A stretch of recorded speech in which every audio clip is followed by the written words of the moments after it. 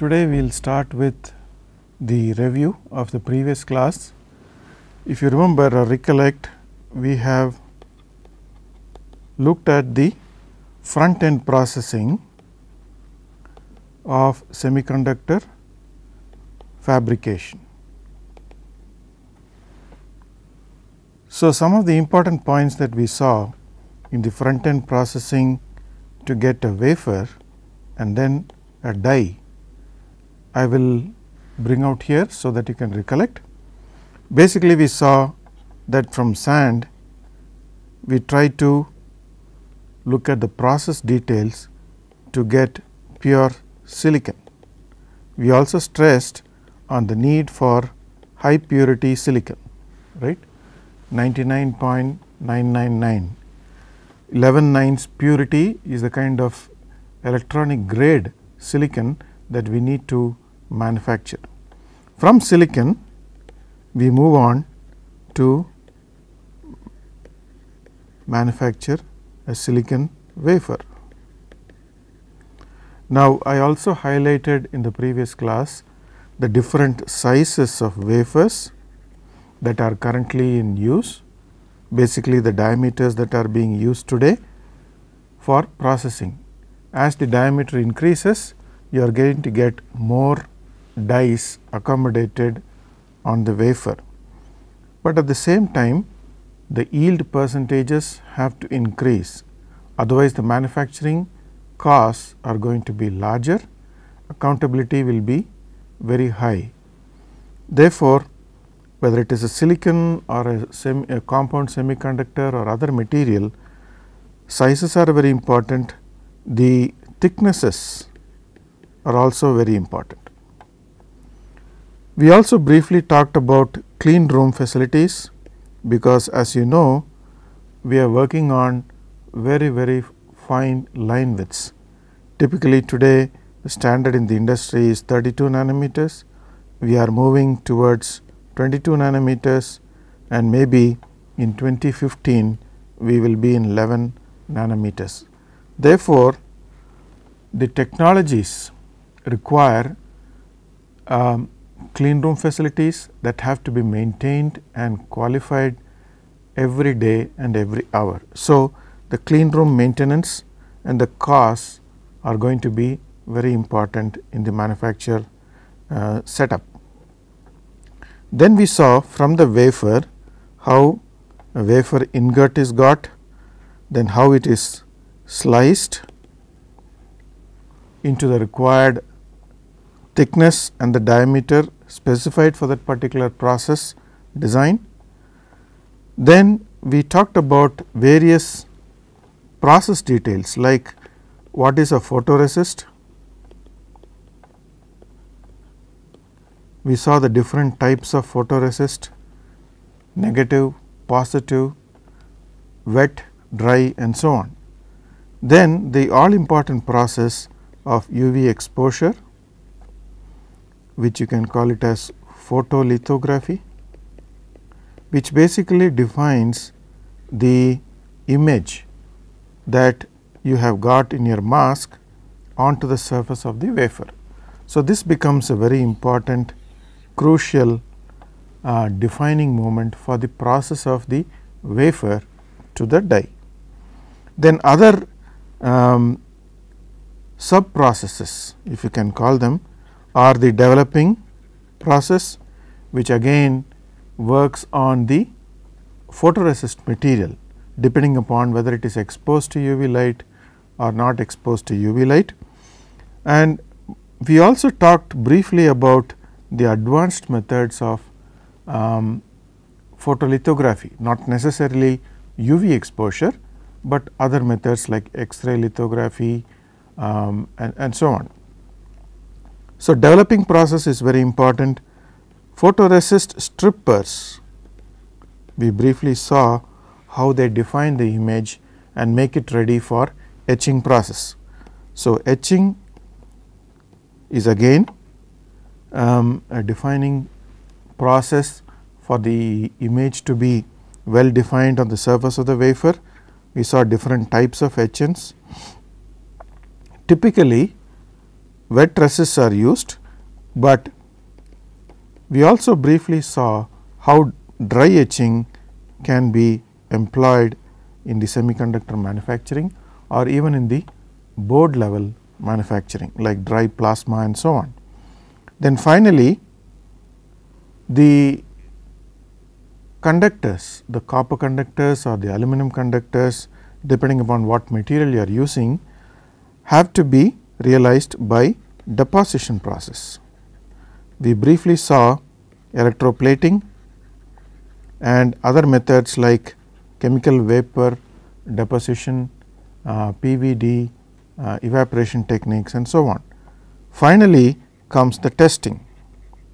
By testing, we are going to qualify the wafer by doing electrical tests on the completed wafer.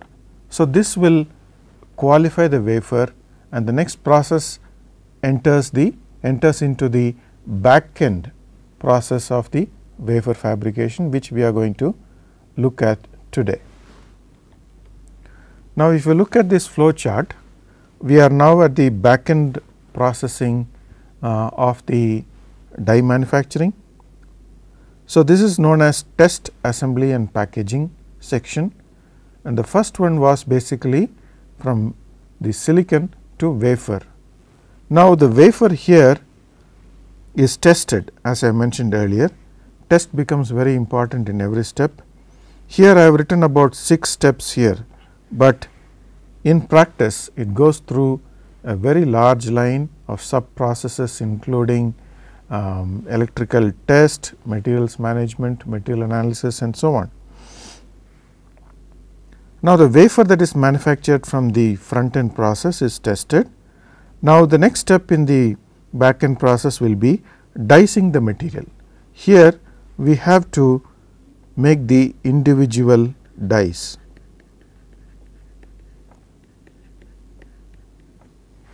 Okay.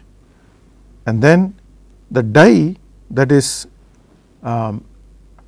sliced from the wafer and quantified as a known good die. I think I have repeated this term KGD, known as known good die. Now, this will be bonded onto a substrate. So, every die, when it is about to be packaged, it requires a substrate.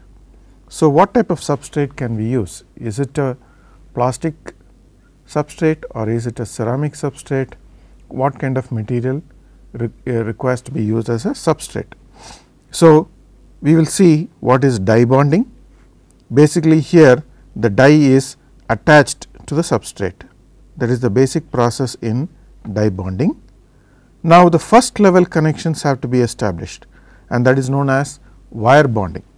So, you can call wire bonding as a first level interconnection methodology.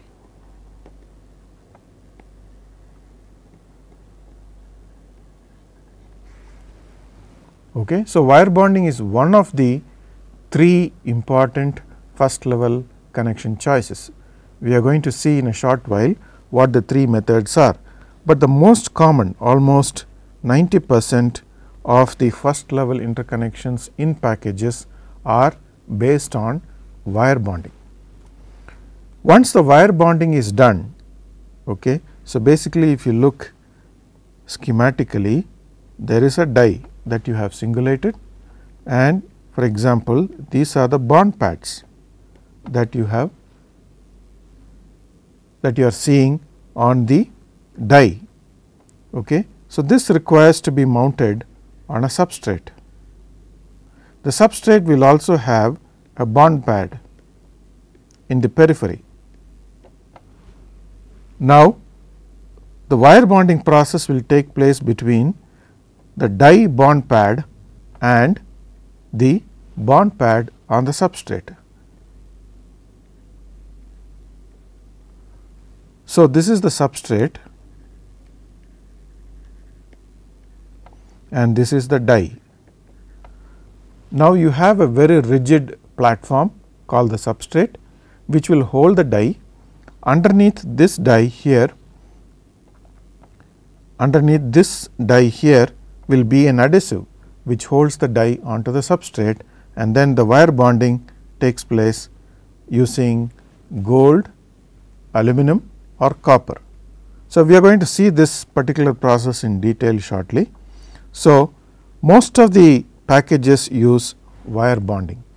Now, once the wire bonding is done, you have to protect the wire bonds. So, that process is called encapsulation. Here it basically protects the first level interconnections that you have done. And finally, after the molding, this is also known as molding. Encapsulation is also known as molding. So, once you mold the package with a specified material, it can be a plastic or a ceramic, then finally you do test and burn in. So that you can qualify each and every individual package before you release it into the market.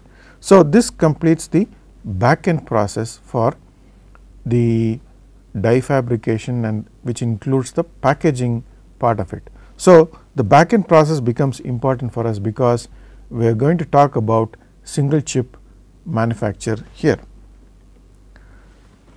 If you look at the slides here briefly, you can see on the left we have here a substrate. Here we have the substrate, the lead frame which houses the die that you have manufactured, and here you can see on the die in the periphery various die bond pads that are marked in black. Now, what you see here are the lead frames which connect to the outside world. Okay. So, typically if you have seen a dip package here, as you have seen in the previous classes, you can see the lead frame. You can see the lead frame, and then the black one is the encapsulation. So, if you rip this open, what you are basically going to see are the wire bonds. So, you can see here a black bond depicted here from the bond pad of the die to the lead frame. Okay. So, this part is the wire bond, this is the lead frame, and you can see this is the substrate, this is the lead frame. So, this is known as peripheral bonding because the bonding takes place at the periphery of the package, right. So, the die is positioned at the center of the package on a frame or a substrate, then you have the bond pads visible.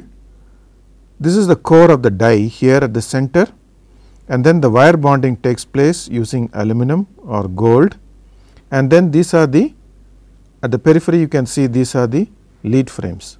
So, this is a very important aspect of packaging the die that has been fabricated. So, this is one method of packaging a die. Now, the other method is, or the other current process that we are using today is known as flip chip bonding. Normally, in this figure the die is like this and the bond pads are on top visible. Okay. Now, in this flip chip bonding, basically you can see this is the die and the bond pads are at the bottom because we are flipping the chip over. That is why it is known as flip chip bonding. So, basically you have a substrate and this is the bond pad on the substrate, then you have the die is upside down, and at the bottom of the die you can see solder bumps. The solder bumps will establish the connection with the substrate, and what you see here, the yellow color on the substrate is the interconnect layer. It can be a normal conductor like a copper or it can be gold. Okay. So, this can be gold or it can be copper. Now, a connection is established between the solder bump and the bond pad on the substrate. So, this is also known as a first level interconnect or first level interconnection. So, wire bonding is a first level interconnection, flip chip bonding is also a first level interconnection. There is another method known as TAB. TAB is known as tape automated bonding, which is the third method of first level interconnection choice that we have. So, the first level packaging, if you recall the definition that we have looked at in the first chapter, there are three levels of packaging: first level packaging, second level packaging and the system level, which is the third level packaging. In the first level packaging, these interconnect studies on these interconnects will be involved, including package material, package type, the densities involved and so on. So, please remember that we are currently going to look into all the three first level interconnection choices. What I have described here is a wire bonding process and a flip chip bonding. So, once this kind of first level interconnections are done, you get packages. So, in the picture below, what you see here, from the wafer you see a dip package, you see a bonded silicon die onto a substrate, you see a pin grid array here at the bottom, and then packages like plastic leaded ceramic chip carriers, PLCC and so on. So, depending upon the end application, depending upon the number of IOs, input output pins that you have designed for a particular package or a die, you can choose the different package formats. So, it can be a simple DIP package, dual inline package, or it can be a complicated high dense pin grid array package, or it can be other packages like a ball grid array, or it can be a CSP, which we have seen earlier, definitions or expansions of these terms, ball grid array and chip size package or chip scale package. Now, briefly about encapsulation. Encapsulation is basically a process of using a polymer material to protect the die from the external environment. What is the external environment we are concerned about? Temperature increase, dust, humidity. Okay. So, the polymer material should be inert, it should protect the wire bonds that you have established or the flip chip bonding that you have established, and protect the die from external influences. So, what kind of polymer do we use? Normally, we use a very simple polymer called epoxy, which is very widely used, and basically it is very inert to other chemicals. It absorbs moisture to some extent, but the moisture can be removed by heating it or keeping it in an oven for about 80 degrees centigrade for about 10 to 15 minutes.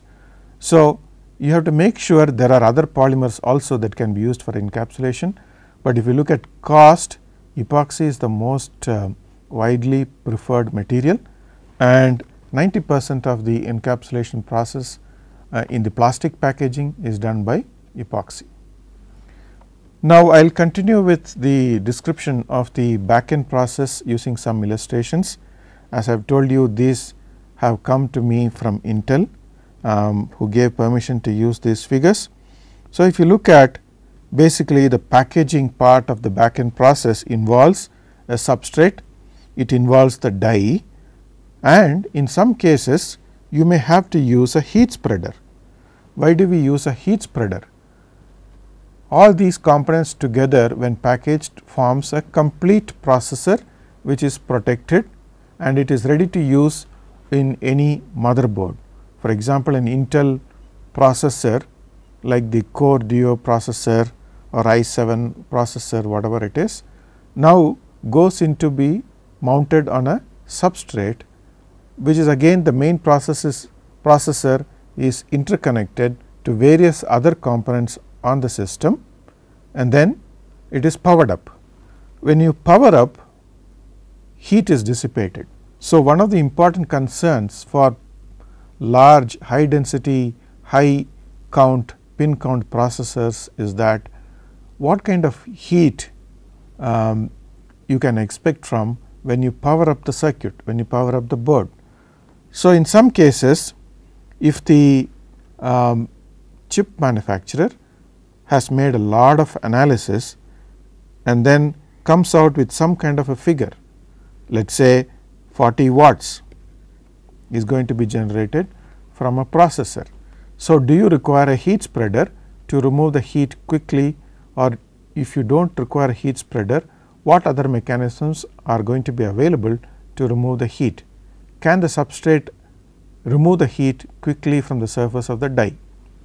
So, these are issues that you have to take care of when you go for packaging. So, the substrate will take care of the electrical interconnects. They will also take care of the mechanical interfaces that are required for the processor to interconnect with the rest of the components on the system. Here I would like to recollect that the board can perform as a system. The printed wiring board or the printed circuit board can be called a system. Now, the processor will go onto the board and it is interconnected with passives, electromechanical components and so on, and it can be a high dense printed wiring board. Therefore, the presence of heat spreader on the package is an added advantage, because it will provide a lot of relief to the printed wiring board. Otherwise, the printed wiring board can experience warpage. So, it can have physical damages because of heat not being able to be spread quickly to the ambient. So, there are different types of materials that are used for heat spreaders. We will look at it at some other point of time, but basic question is, or the basic issue here is, a cooling solution has to be thought of when a processor is packaged, because this will keep the processor active and it will give a longer life for the processor. So, what are the things that you can expect in terms of failure? There can be die crack, or there can be a substrate warpage. Warpage means bending due to continuous cooling and heating, expansion and contraction. So, these are issues that a packaging engineer will have to take care of when you look at materials that you choose for packaging a die, including the thickness of the heat spreader and the heat spreader material that you are going to use. The heat spreader material can be metallic, it can be a plastic material too. So, all that is required is a good thermal conductivity that can remove the heat quickly from the surface of the die. Now, the processor in this particular example flow chart that we have been seeing over the last two classes. Now, the processor packaging is complete, right. Now, what we have seen, the illustrations are very few, but in actual practice there are scores of sub processes that the wafer has to go through, including the back end packaging, die bonding, wire bonding and so on, to make sure that you get a more reliable package. Finally, these packages will go for routine electrical test once again, okay, especially in terms of power dissipation and frequency handling. So, these are electrical tests that will have to be conducted once the die has been packaged, only then it is qualified. Then binning, this is basically classification of the processors of a particular type into trays that are again well defined in terms of material choices, shielding and so on, and because these have to be transported, and finally, it is sent for retailing.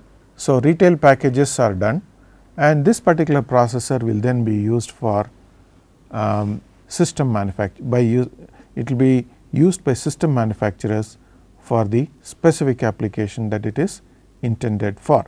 So, this is an example by Intel for the i7 processor.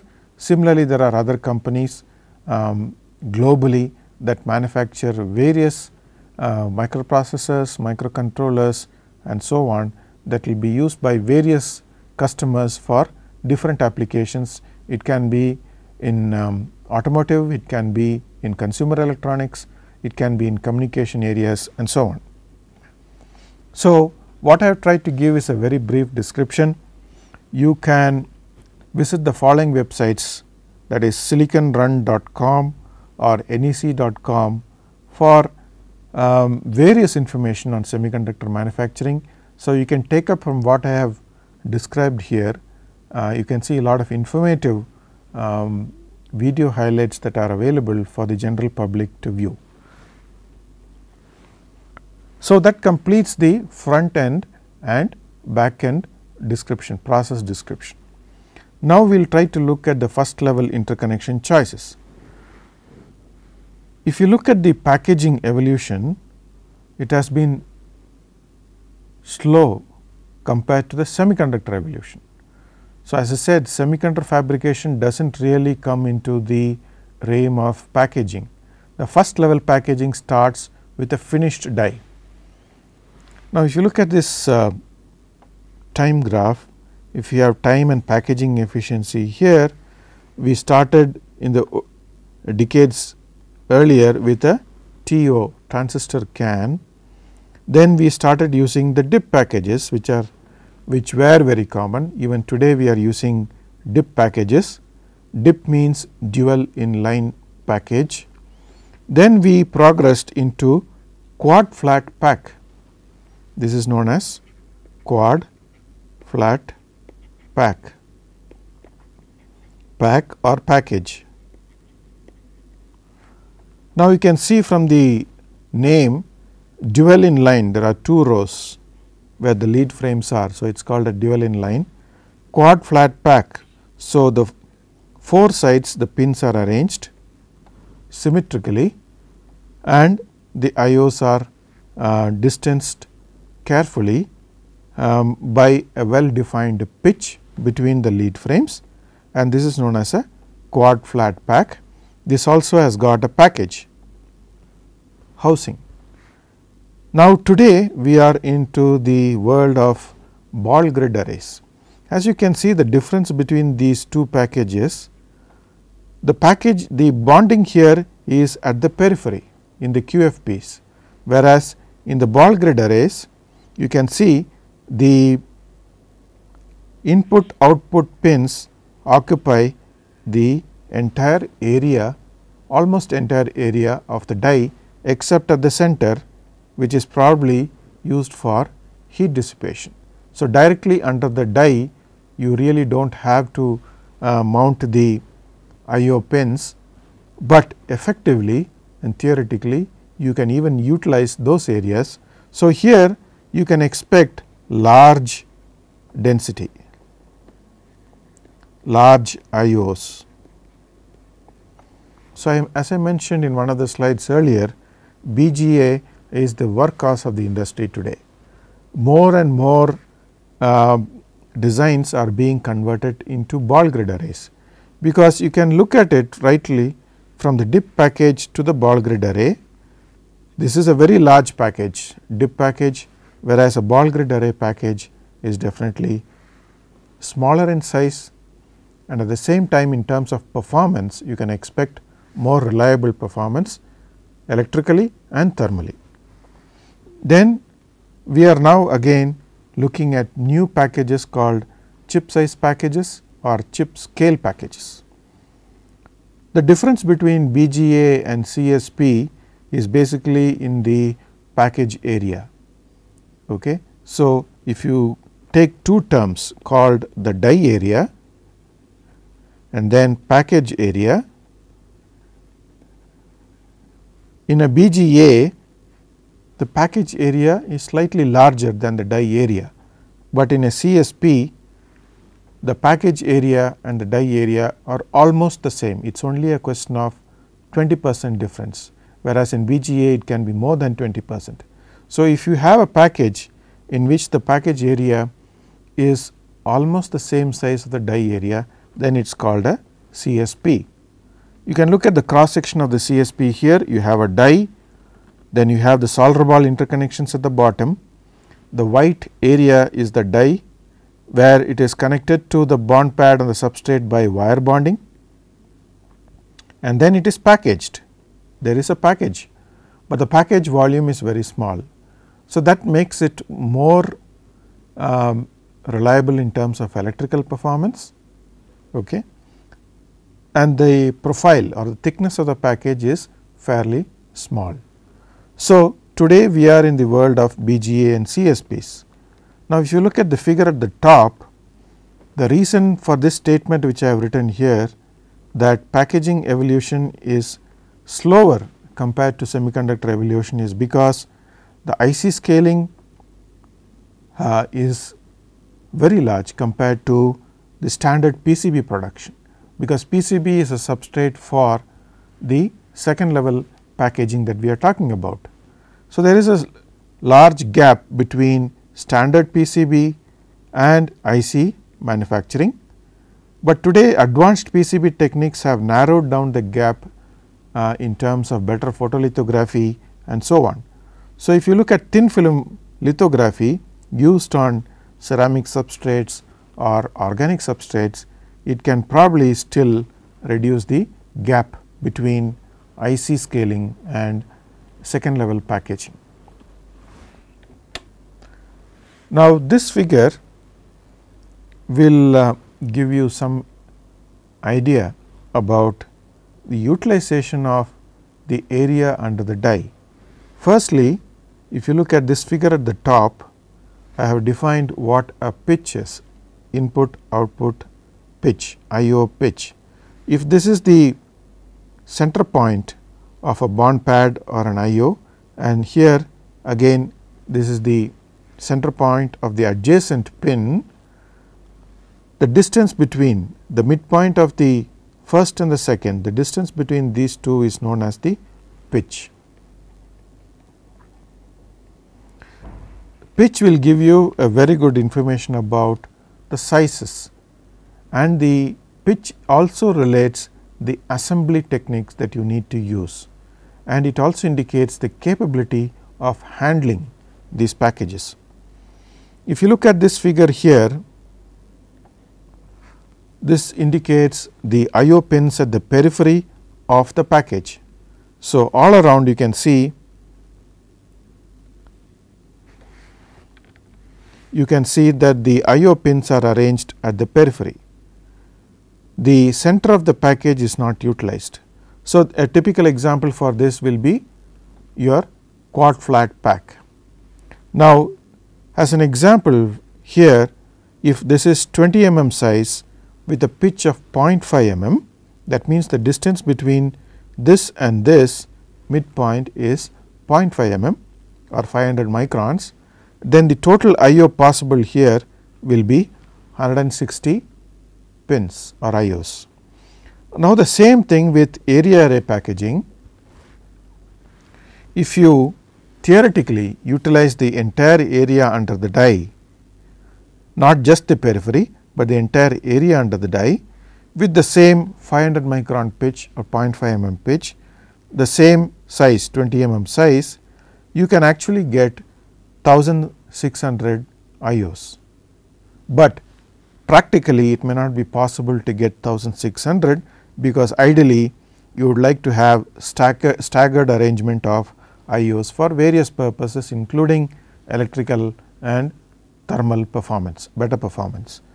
But this is known as area array packaging, and this is the configuration you will see in area array packages, typically in a BGA or a CSP. Now, the photographs alongside here will give you a quick idea or illustration about the sizes that we are seeing over the years. This picture is courtesy of NASA, and for example, in 1992 a 256 pin quad flat pack, you can see the size, and then the same 256 IO can be generated in a ball grid array in 1995. See the size difference, shrinkage and chip size 275 IO. So, you can see a dramatic decrease in the size of the package itself, and also you can expect that the pitches in CSP will be much smaller compared to a BGA and then compared to a QFP. So, this is again another illustration about various small format CSPs that are being available in the market today. These components I have in my previous class tried to show you, but I have tried to put together here in one single picture where you can compare it with our 1 rupee coin. This is our dip package.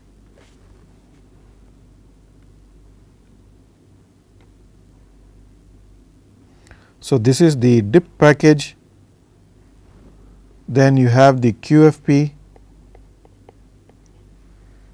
then this is the BGA ball grid array, this is a CSP, these are the two sides, the bottom side and the top side of a CSP, and this is a bare die. So, you get a very good idea about shrinkage in sizes, but at the same time shrinkage means high density, high performance and sometimes vertical integration in terms of number of layers of interconnect. So, these are all the features of the package at the board level. So, from the first level we are trying to see how we are integrating these devices at the board level to make it a high density interconnect structure. Another example I would like to give you to impress upon you about the packaging evolution and sizes, and you should always get a feel about lead pitch. Once you get a feel about the sizes and number of lead pitch, you will be able to appreciate technologies that are being used at the board level. Pitches are also very important at the chip level, because you need to understand what pitches are available at the die level. For example, this is a quad flat pack structure format, and if you look at the pitch, this is 0.65 mm pitch, 0.5, 0.4 and 0.3. 0.3 is probably the smallest or the maximum reduction possible today with QFPs. Now, if you look at the 28 mm body size that is being used for each of these here, you can see the pin counts have increased from 144 to 344. So, reduction in pitch means you can handle more IOs. Similarly, with the 0.65 mm and 32 mm body, and these are all 32 mm square bodies, we move from 184 leads to almost 400 pin count, and similarly with 36 mm in 0.5 to 36 mm in 0.3, we are moving from 272 to 448, and 40 mm package 0.5 to 0.3, 304 to 504. So, you can see this has been illustrated here basically to give you an impression about the impact of lead pitches on packages of a similar type. So, you can expect in different package formats the impact will be much larger.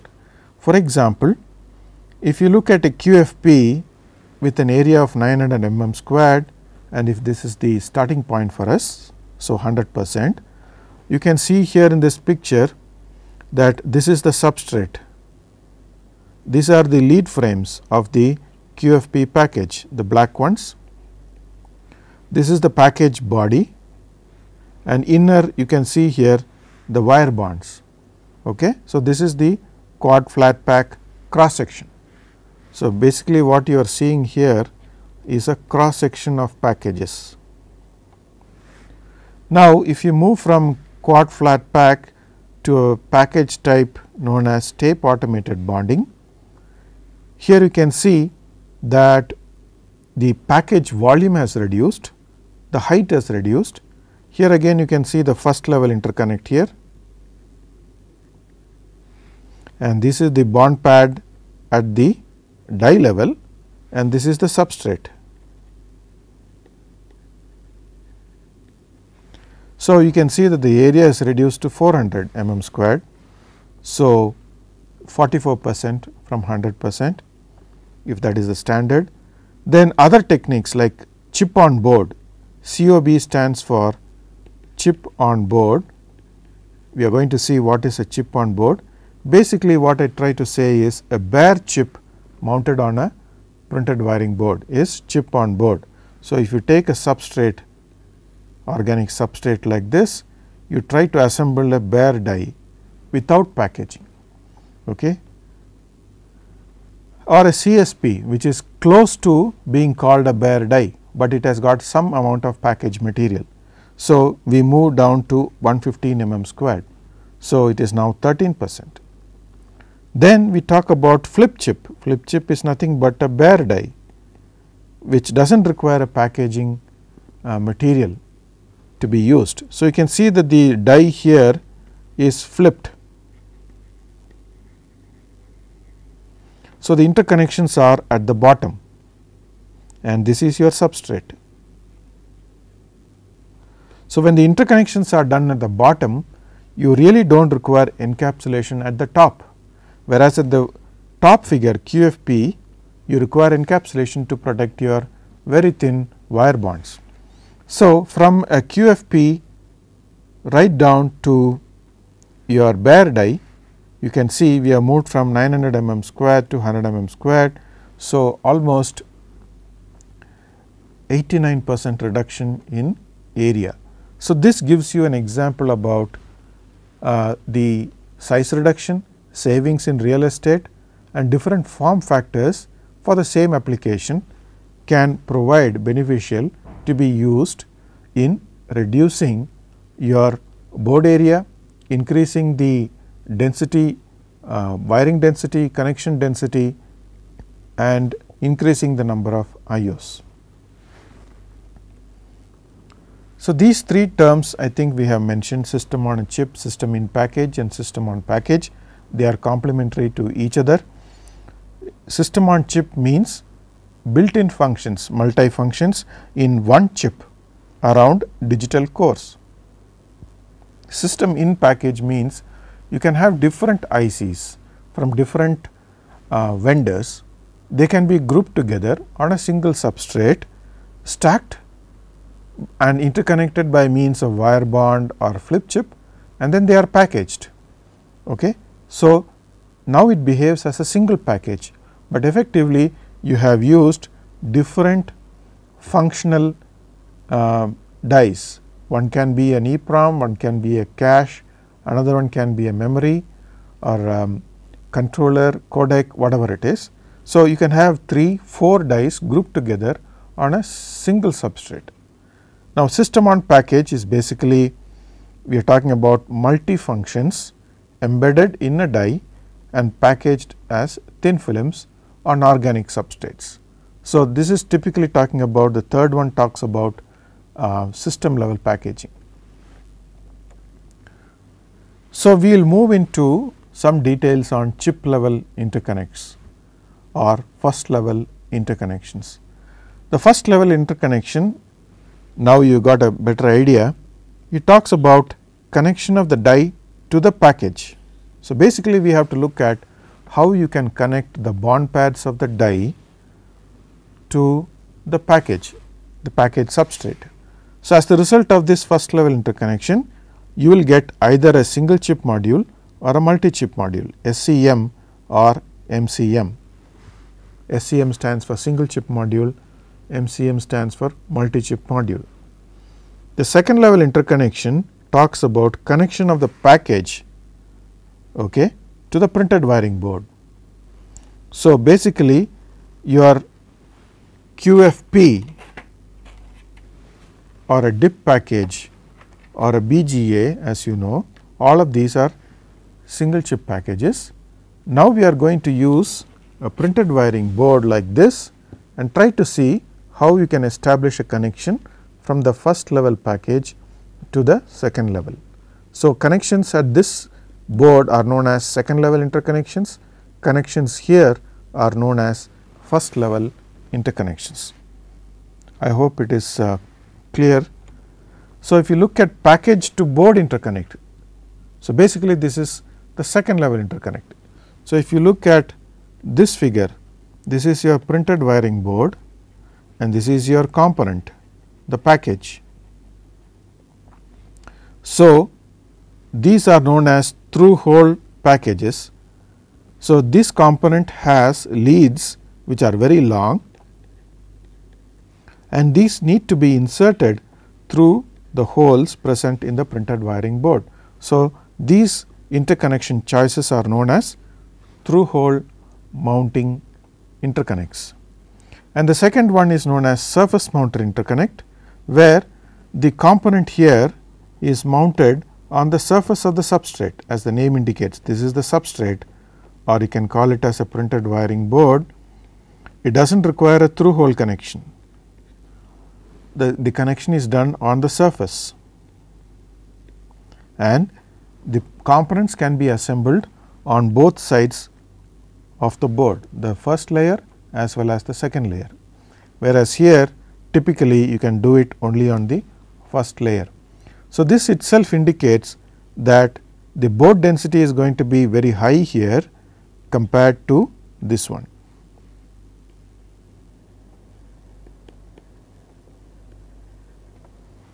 So, plated through hole technology known as PTH or through hole technology requires leaded components and they require through holes on the substrates.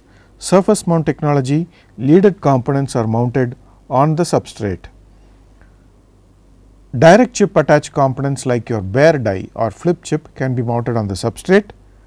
Chip on board, that is a bare die with its face face up on the substrate, requires wire bonding to be done on the substrate, and solder ball connection is done for BGA and CSP, and these BGA and CSP components can be mounted onto the substrate.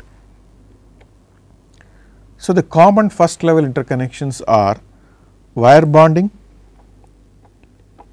tape automated bonding and flip chip bonding. So, these are the only 3 first level interconnections. If you look at the first figure here, this is the substrate, common substrate assumed for describing all the 3 processes. Wire bonding contains a silicon chip like this, a bare die that is now mounted onto this substrate here. Then you have the wire bond. The wire is drawn like this from the bond pad of the die to the bond pad on the substrate, right. So, this is basically done on the periphery. So, this is a cross sectional figure. So, you can imagine that you can have n number of pins at the periphery. Now, in the second example, which is tape automated bonding, here again you have a silicon die or a silicon chip mounted onto a substrate. So, instead of a wire bond here, you have thin lead frames, very thin lead frames which represent the typical wire bonding process, and these are connected via bonding at the top and a bonding on the substrate. So, this will again describe you the peripheral bonding in the package. Now, the third one is a bare die like a silicon chip here. So, this is known as flip chip. So, the chip is flipped over, as you can see here in this wire bond and tab, the bond pads are at the top, whereas in the flip chip the bond pads are at the bottom. That is why it is known as a flip chip, and the connections are established by registering perfectly the bond pads on the die with the bond pads that you have to generate on the substrate. So, interconnection is established in this way. So, these are the three methods. Two of them are of a similar type in the sense that the die bond pads are facing up, and in the flip chip the die bond pads are face down. Okay. So, this is the basic difference between the three connection choices. So, once again this is a much better figure where you can see the chip in all the three cases: wire bond, tab and flip chip.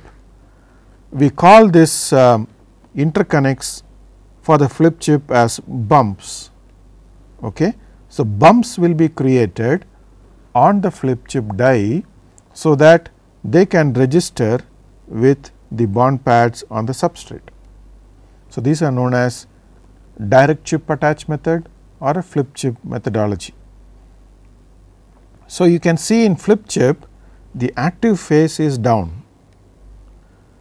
Now, in the wire bond method, the active phase is on top, the wire bonding is done here like this. Then you can see that it requires a bond pad on the substrate, so that it can establish a connection. Similarly, here for tab. Then after the wire bonding is done, you see that the wire bonds are protected with an epoxy polymeric material. So, this encapsulation process will take care of protecting your first level interconnects, okay? Epoxy encapsulation. In the second also, once the leads are connected to the substrate, we also encapsulate the chip, okay? But in this case the encapsulation is done only for the inner leads. The inner leads are present here, the outer leads are on the substrate. So, this is the minor difference between wire bonding encapsulation and tape automated bonding encapsulation. But in a flip chip, you typically do not have an encapsulation. As you can see in this figure, there is no encapsulation process, but we use a process called underfill technology, which is to protect the die. As you can see here, there is a small gap between the die and the substrate, where the bumps are present. Now, this area between the die and the substrate has to be covered, that is the only area that is open. Now, you can use a process called underfilling to protect or fill up that area, so that the entire die and the substrate together in unison are protected. Okay. So, these are the encapsulation or protection methods used for wire bond, tab and flip chip. There are two options in wire bonding. One is known as ball bonding, the other is wedge bonding. Two options of placing your chip, one can be face up, the other can be face down, and there are three options of bonding in terms of how you establish the basic solder connection or wire bonding. It can be a metallurgical bond, or it can be a combination of metallurgical and adhesive bond, or it can be a adhesive bond. So, you can have conductive adhesives used to make electrical interconnections, or you can do a simple metallurgical bond, okay, bonding two metal surfaces using high temperature, pressure, and then establish a electrical interconnection. So, the chip to package connection in the case of wire bonding, I hope you are very clear about the terms like periphery of chip is available for I/O interconnections in the case of wire bonding. I think this figure will give you the clear difference. You can see that only the periphery of the die is used, like in the case of a QFP, wire bonding is done in the periphery.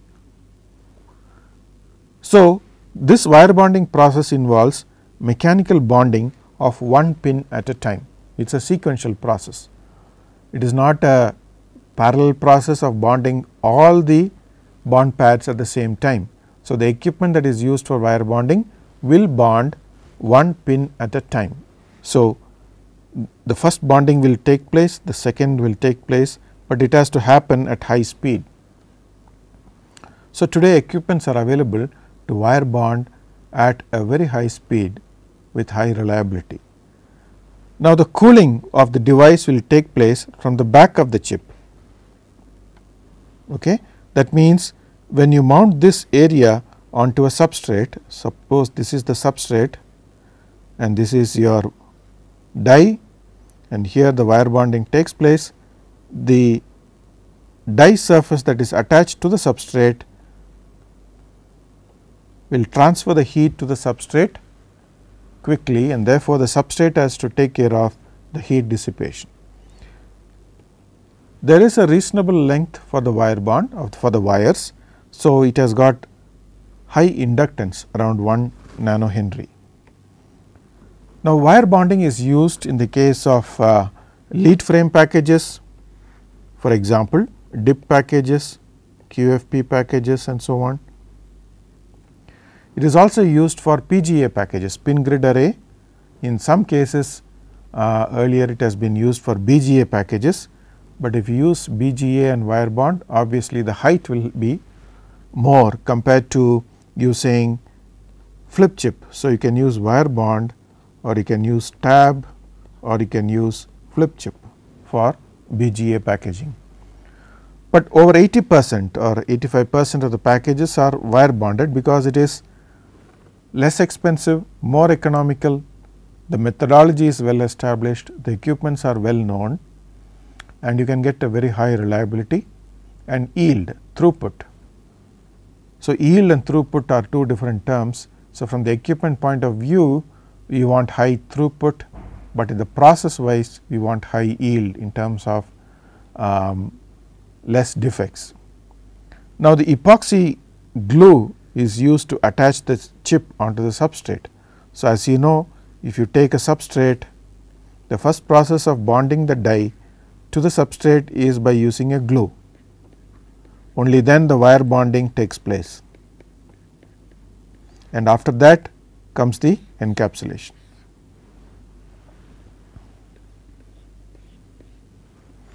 So, typically gold wire is used, also copper and aluminum are used today. Wire length typically is 1 to 5 mm, wire diameter is typically 25 to 35 microns. It depends on the spacing available for you to do that. If you are going to use it a chip on board, then you might have more space, therefore, you can use a thicker wire. But again, electrical considerations are more important in choosing the thickness of the wires. Ideally, very inexpensive, reliable, well known process. As I said before, after the wire bonding is done, molding or encapsulation is done with epoxy resin, most common resin material that is used to encapsulate. Chip on board involves using a process known as glob top. So, as I said in the previous figure, this is known as a glob top. This process here, what we have seen, is known as a glob top process. So, we use a glob top to bare die with epoxy resin. So, wire bonding is considered more economical, and the advantage of using wire bond is that if you are going to use a printed circuit board and if you use a bare die, and if there are bond pads on the die, you can create bond pads on the organic substrate. You do a wire bonding using a wire bonding equipment and then put a glob top. So, if you look at the chip on board activity, what basically can be done is, if you have a printed wiring board and then you have the die placed here and the bond pads are present on the die, and the bond pads on the substrate will establish the first level interconnects. Once that is done, you pour a globule of epoxy resin on top and protect the die along with the wire bonds. So, this is known as glob top. So, glob top is done with epoxy resin, which is the most economical method. In the next class, we will see about epoxy material, and we will also look at the other two interconnection choices at the first level.